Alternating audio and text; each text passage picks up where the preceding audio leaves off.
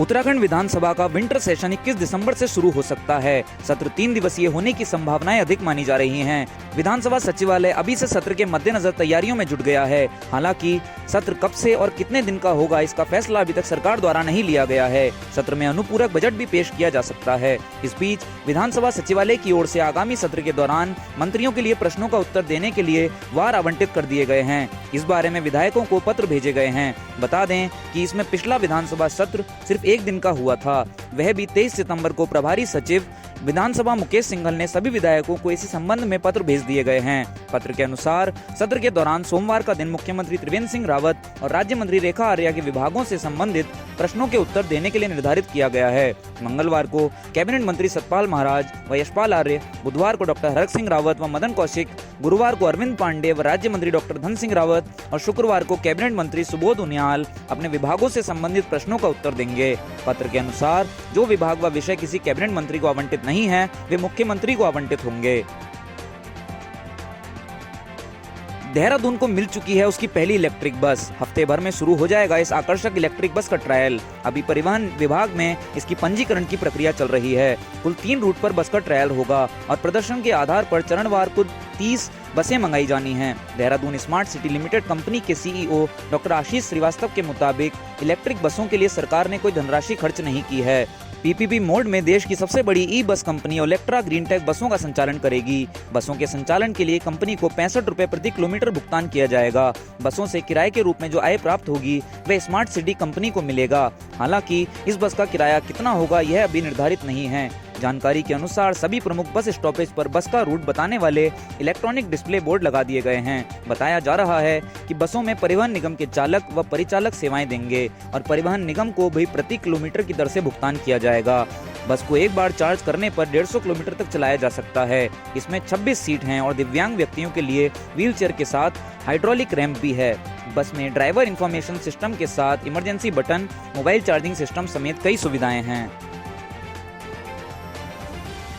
प्रदेश में अब containment zone का दायरा और बढ़ाया जाएगा। शासन द्वारा सभी जिलाधिकारियों को केंद्र से जारी हुए दिशा निर्देशों का सख्ती से पालन करने के आदेश दे दिए गए हैं। प्रदेश में कोरोना के मामले लगातार बढ़ते जा रहे हैं। शासन प्रशासन बढ़ते संक्रमण के कारण खासा सचेत हो चला है। सचिव स्वास्थ्य अमित नेगी ने आदेश जारी किए हैं। उन्होंने कहा है कि कोरोना पर रोकथाम के लिए आवश्यक कदम उठाए जाएं। कोरोना संक्रमितों और संपर्कों की मैपिंग की जाए। इसके अलावा कंटेनमेंट जोन का दायरा बढ़ाया जाए। इसके लिए आसपास की दुकानों, स्कूल, सामुदायिक सेवाएं, स्थानीय विक्रेताओं आदि को कंटेनमेंट जोन के दायरे में लिया जाए। कोरोना के बढ़ते मामलों को देखते हुए अब रिहायशी कॉलोनी, मोहल्लों, नगर निगम वार्ड, थाना वाले इलाकों को भी जरूरत के हिसाब से कंटेनमेंट जोन बनाया जा सकता है।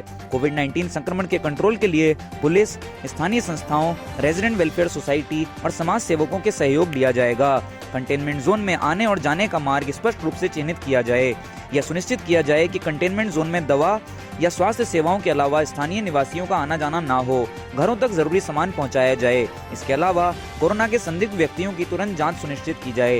होम आइसोलेशन के मामलों पर पूरी सतर्कता से नजर रखी जाए।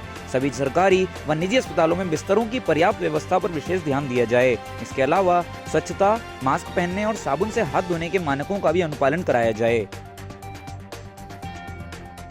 उत्तराखंड के शहर हल्द्वानी में हर रोज कुछ फरिश्ते सड़कों पर उतरते हैं और शहर के किसी भी व्यक्ति को भूखे पेट नहीं सोने देते। रवि रोटी बैंक हल्द्वानी जरूरतमंदों को खाना खिलाने के साथ साथ भूले भटके बुजुर्गों को उनके घर तक पहुंचाने का काम भी बाखूबी करती है। तरुण सक्सेना के नेतृत्व में चलने वाली रवि रोटी बैंक की टीम पिछले 2 सालों से लगातार नेक कामों को अंजाम दे रही है। कोरोना काल में गरीब, असहाय, जरूरतमंद, दिहाड़ी मजदूरों को भोजन वितरित करते हुए रवि रोटी बैंक के फेसबुक पेज पर एक तस्वीर अपलोड हुई। यह तस्वीर एक ऐसे बुजुर्ग व्यक्ति की थी जो 2 वर्ष से नियमित रूप से रवि रोटी बैंक के माध्यम से भोजन ग्रहण करते थे। यह बुजुर्ग सरकारी नौकरी से सेवानिवृत्त होकर जब अपने घर आए तो इनकी अपने परिवारजन से नहीं बनी और यह घर छोड़कर चले गए। इधर उनके परिवारजन उन्हें शहर शहर खोजने लगे मगर कामयाबी नहीं मिली। लॉकडाउन के दौरान जब परिवार के लोगों ने इनकी तस्वीर फेसबुक पेज पर देखी तो इन्हें आशा जगी। परिवार ने रवि रोटी बैंक से संपर्क किया। रवि रोटी बैंक ने पूरे मामले की जानकारी ली। जब पुष्टि हो गई कि यह बुजुर्ग के परिवार के ही लोग हैं तो बुजुर्ग को उनके परिवार से मिला दिया गया। बुजुर्ग अपने घर चले गए हैं। साथ ही रवि रोटी बैंक ने यह सुनिश्चित किया है कि बुजुर्ग से संपर्क बनाए रखा जाए, जिससे कि बुजुर्ग को अगर आगे भी कोई जरूरत होती है तो उनकी मदद की जा सके।